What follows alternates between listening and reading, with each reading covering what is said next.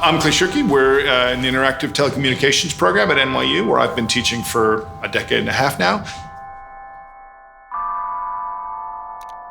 I was a weird kid. I remember my best friend in school. We used to argue about whether we were living in the atomic age or the space age, right? And those were the two big technologies that were going to shape the world, right? We had nuclear power and we could go to the moon. It turned out not to be the big technologies that reshaped the world. It was the little technologies that people pulled into their individual lives, one choice at a time.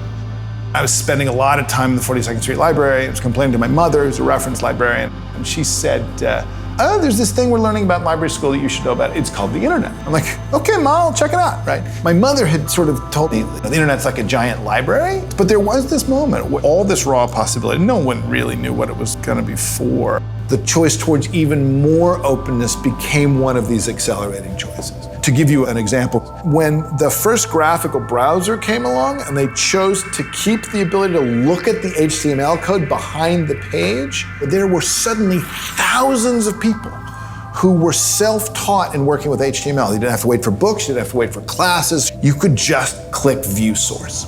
So that was a choice that made the web more open. But that choice has been consequential for the last 25 years. So that's an example of technological momentum. There are occasionally times where the choices someone is making about how your device works are going to affect your life in ways that you may not like or approve of. The fight over net neutrality is, I think, the best current example. Every now and again, this choice comes along that's so consequential that your life will be much worse with one of these two choices. What you want is technologies you can argue about. And right now, we can't argue about AI. AI right now is going through almost exactly the same transition the internet went through. I've been interested in robots for a really long time. Humans have always had this idea of something that will assist us, that system or that kind of machine that we can create to help us do things better. And I was looking for information on Asimo one day. Lo and behold, I ran into Bina 48. This is Bina 48. She is a social robot. My project is to become friends with Bina 48. To me, the idea of seeing this Black woman robot was just striking. What does it mean for a Black woman to be this most advanced social robot? And what the heck is going on here? Hi there. I can't think of anything to say. Bina 48 is a computer with a database. When people interact with her, her database grows. She's an AI. As I talked to her, it was kind of weird because I'd ask her these questions, and the one that really got me was the question about race. Do you know racism? Well, I actually didn't have it. So this is what this robot looks like. Well, what's underneath the robot? Who's programming it? Where is this information coming from, right? And really, like Bina 48 is programmed by white men, Asian men, but not, and men, right? So there's like this push and pull about where the power lies. And it made me really think about how important it is to have representation. I kind of think of it like we need as many people and as many stories contributed as possible. AI is the future. Companies are definitely trying to make sure that they are on board and out front with this technology. We go to the bank, we go to a machine, AI. You apply for a job online, AI. You go to the doctor, they run your information through a computer, AI. Innovation is happening lots of spaces, but this seems to be the one that is the bubble on top of all of it. And there have been many really kind of famous instances of code that kind of went off the handle in a way. Experts get fewer things wrong than amateurs, but when experts get things wrong, it's a lulu. So if we only let experts make AI, there will be very few mistakes, but they will be catastrophic.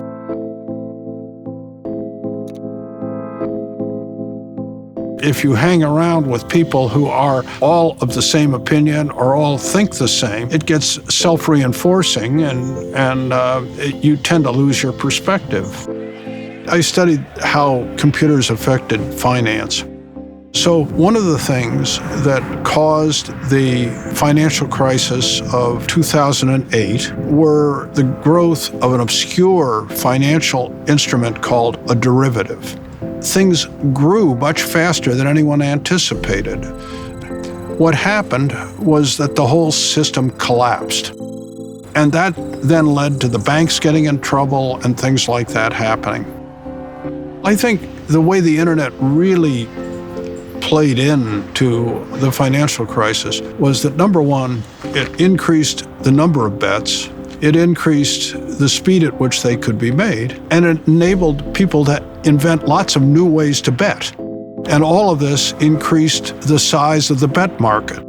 Everybody says financial markets are driven by greed and fear. And what happens in these markets is that greed gets out of control, and so people make more and more aggressive bets. I do not think technology is at odds with our economy. It always creates problems and it always creates solutions. And some of the solutions that technology creates are for the problems that technology created. Computers famously create problems that only computers can solve. When you digitize money, problems that are caused by that are only going to be solved by understanding and adapting those technologies.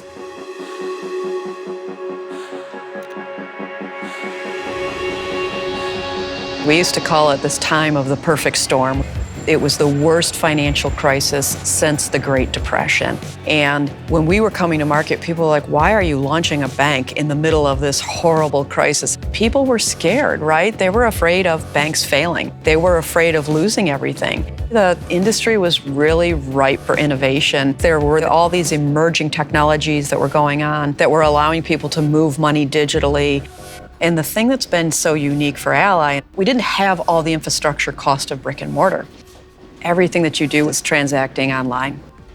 The definition of money is really changing. Most people don't even carry cash anymore, right? You can walk around for the entire day with your phone and do everything that you need to do. Money is data. You have access to your bank information all the time. Technology is not only changing industries, but it's changing the entire face of the global economy, and it's changing the entire face of business, much like, retail, automotive, healthcare, the creative community, all these huge categories. Expectations are changing, and now it's just a matter of where is it going to go next. There is this sort of feedback loop between the basic technology and then the cultural choices around it. That shift from just a tiny bit of capability to these layers and layers of creative and experiential interventions, that's what makes a technology move from the lab into the culture.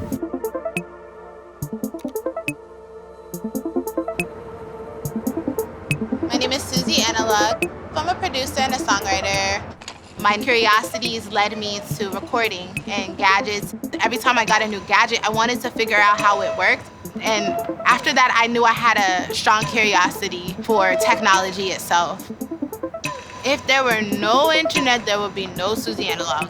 I found my first music friends on the internet and was using chat rooms, and that's how I got started with recording onto software. It's a very transformative process to be able to access technology on your own terms and make music on your own terms. All these electronics are coming out and finding their way into communities where people feel like they're not heard. From hip-hop to techno music and dance music from the communities like Detroit and Chicago, Baltimore. We're talking about marginalized neighborhoods that had music programs completely taken out. Having access to the technology is really what changed what could be possible. The ability to intervene, to change the technology to fit me, that is the great gift of 20th century technology. That was not nearly as true before the digital revolution. Now it's become almost effortless. Health is one of the clearest places to see the trends that always happen when an environment digitizes. You've got these giant databases where people are starting to study health outcomes.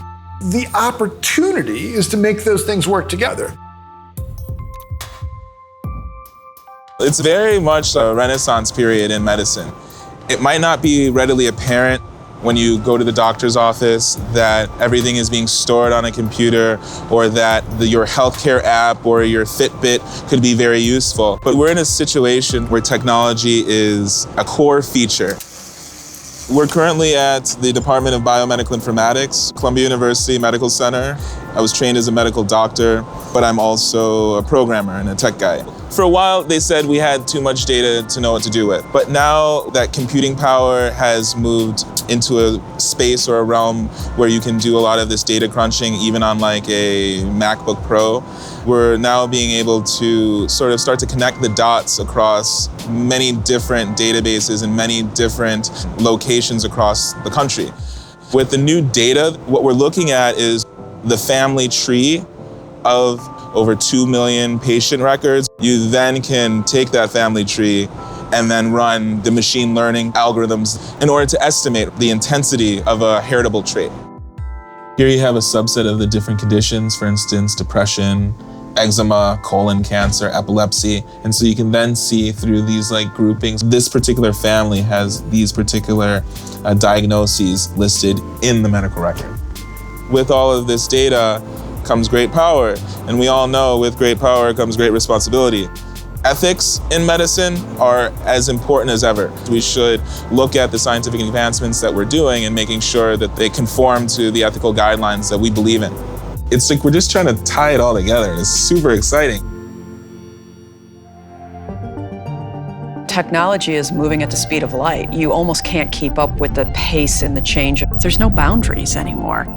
And when you get to that large scale or human scale stuff, can you even go further? Can you integrate the data all the way across? That's very exciting stuff. But it really depends on people getting involved and starting to engage it. I think the question you can ask yourself is, does this tool care that I'm here? There still has to be a need behind why the technology is created and how people are using it. We need to be able to create better across the board for everyone. And we really need to make sure that the systems have a set of checks and balances. Technology is just a tool. It's what we do with the tool that really matters. Humankind shapes technology, but there is also a way in which technology shapes us, and we can never escape that.